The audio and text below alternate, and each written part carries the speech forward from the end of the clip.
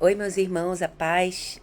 Meu nome é Gisete e nesses dias em que estamos trazendo pequenas porções de meditação, nesse período de jejum para buscarmos mais intimidade com o Senhor, eu gostaria de meditar acerca da importância do cristão ter uma vida de constante crescimento e amadurecimento, sob pena de ele ser reprovado e não herdar o reino de Deus.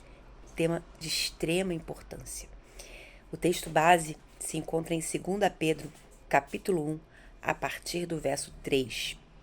Eu vou ler na versão NVI. Diz assim: Seu divino poder nos deu tudo de que necessitamos para a vida e para a piedade, por meio do pleno conhecimento daquele que nos chamou para a sua própria glória e virtude. Aqui diz que o Senhor nos deu o seu divino poder. Sabemos que foi a ação do Espírito Santo que nos conduziu e nos levou à fé. Ele é que nos convenceu. E a partir do momento quando nós confessamos a Cristo, ele passa a fazer morada em nós. A Bíblia compara o Espírito Santo à semente divina que nos foi dada. Essa figura de uma semente é para entendermos que ela precisa ser cuidada. Nós devemos cuidar para não apagar o Espírito que nos foi dado e fazer com que essa semente se torne uma árvore que gere frutos. Amém? Então ele nos deu o seu divino poder. Verso 4. Dessa maneira, ele nos deu as suas grandiosas e preciosas promessas para que, por elas, vocês se tornassem participantes da natureza divina e fugissem da corrupção que há no mundo causada pela cobiça. Então, dessa maneira, mediante o seu divino poder que nos foi dado, o Senhor quer que nós sejamos participantes da natureza divina. Essa natureza começa desde já, desde a nossa vida hoje, exercendo o caráter de Cristo, gerando frutos que apontem para o Senhor. Mas nós sabemos que isso vai se cumprir de forma plena a natureza divina quando a igreja de Cristo for glorificada, né? De ter o seu revestimento no corpo restaurado, né? Então, para isso o Espírito Santo nos é dado como penhor, como garantia dessas maravilhosas promessas. Amém? A parte mais interessante vem agora. Por isso mesmo, verso 5, tá? Por isso mesmo, empenhem-se, olha só o verbo, empenhem-se, para acrescentar à sua fé a virtude, e à virtude o conhecimento, e ao conhecimento o domínio próprio, ao domínio próprio a perseverança a piedade, e a piedade acrescentem a fraternidade, e a fraternidade o amor. Então vemos que a vida cristã tem que ser uma vida dinâmica, não estagnada no novo nascimento, não, mas a partir do novo nascimento ter uma caminhada de amadurecimento. Vamos equiparar aquele que nasce de novo a um bebê espiritual, mas o Senhor não quer que esse recém-nascido seja eternamente um bebê. Ele quer que nós caminhemos até chegarmos, como diz a palavra, à estatura de Cristo. Ele quer que nós venhamos desenvolver a estatura de Cristo. Então, se nós formos bebês eternamente, durante a nossa vida cristã inteira, seremos reprovados. E é isso que vai dizer o verso seguinte, verso 8, diz assim: porque se estas qualidades existirem e estiverem crescendo em sua vida, elas impedirão que vocês, no pleno conhecimento de nosso Senhor Jesus Cristo, sejam inoperantes e improdutivos. Ou seja, está dizendo que nós só não seremos inoperantes e só não seremos infrutíferos se, é uma condicional, se essas virtudes existirem e também estiverem crescendo. Ou seja, se isso não acontecer, seremos o quê? Árvore infrutífera. E o que Jesus diz nos evangelhos? Ele diz que nós somos como o ramo, nós gentios, né? O ramo que foi enxertado a oliveira. É Cristo, né? Mas claro que é também Israel, né? Porque nós somos enxertados as promessas dadas a Abraão e somos filhos de Abraão. Mas esse caule é Cristo também, né? Mas se o ramo não der fruto, esse mesmo ramo que um dia foi enxertado, ele pode ser cortado. Esse enxerto acontece apenas como? Mediante a fé em Cristo, concorda? Ou seja, a pessoa nasceu de novo, ela creu em Cristo, recebeu a fé e por causa da fé ela foi enxertada.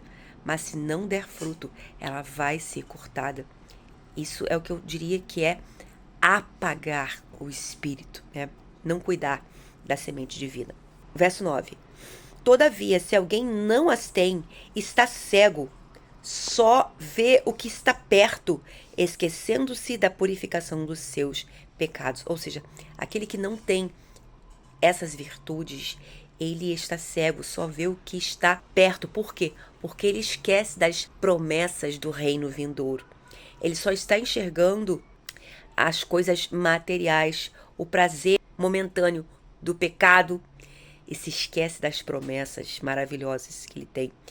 E se esquece também da purificação dos seus antigos pecados. Porque se ele realmente se lembrasse, não lembrar apenas intelectual, mas lembrasse com a alma, ele seria eternamente grato ao Senhor pelo preço que Jesus Cristo ele pagou. E essa gratidão resultaria em fruto, em virtudes, como a consequência de ter entregue a sua vida como oferta ao Senhor. Jesus Cristo deu a sua vida, mas isso não é de graça, porque é uma vida por outra vida. Qual é a outra vida? A sua, a nossa. Ele tem a nossa vida? Ele precisa ter a nossa vida, as nossas escolhas. Ele precisa ser o nosso dono. E nós, como cristãos, nós precisamos carregar a nossa cruz. Cruz fala de uma caminhada que não é fácil.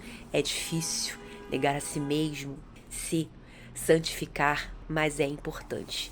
Eu costumo dizer que no início, quando uma pessoa é nova convertida, de repente ela tem certas dificuldades em abandonar alguns pecados, mas a partir do instante que ela começa a se desenvolver, a crescer, a lutar a cada dia, ela acaba impregnando nela a nova natureza e acaba sendo uma coisa natural. Depois, aquele pecado já não é uma coisa tão difícil assim, porque ela já aprendeu a dominar, ela já adquiriu musculatura nas pernas, né? Musculaturas espirituais. É como aquela criança, né? Que quando ela começa a aprender a andar, às vezes ela cai e volta. Mas a partir do momento que ela se levanta várias vezes, ela acaba exercendo um treinamento e ela acaba não caindo mais.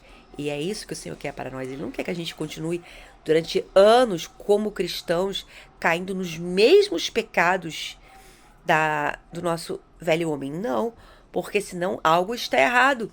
Nós não estamos vivendo a fase que o Senhor quer que a gente viva, de crescimento e amadurecimento. Não é tempo de a gente ficar como criança, bebê espiritual, cai e volta, cai e volta. Não é assim.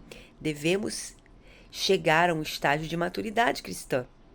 Perfeição não é nunca pecar, mas é atingir o estágio de maturidade. O homem chegou à perfeição. Ele é perfeito, ele é maduro nesse sentido, amém? E é isso que o Senhor quer. Verso 10. Portanto, irmãos, empenhem-se ainda mais para consolidar o chamado e a eleição de vocês. Ou seja, empenhem-se para consolidar, em outras versões, para confirmar o chamado e a eleição de vocês, pois se agirem dessa forma, jamais tropeçarão. Sabemos que antes não foi nós que escolhemos o Senhor, mas foi Ele que nos escolheu e veio atrás de nós que andávamos cegos e abriu os nossos olhos para que crescêssemos nele, para uma vocação, para um chamado, né? Mas aqui diz que cabe a nós confirmar a vocação, confirmar a eleição. Por quê? Porque o Senhor fez a parte dele, mas cabe a nós fazermos a nossa parte para sermos aprovados, para sermos glorificados e entrarmos no reino e herdarmos a nossa vocação. Amém?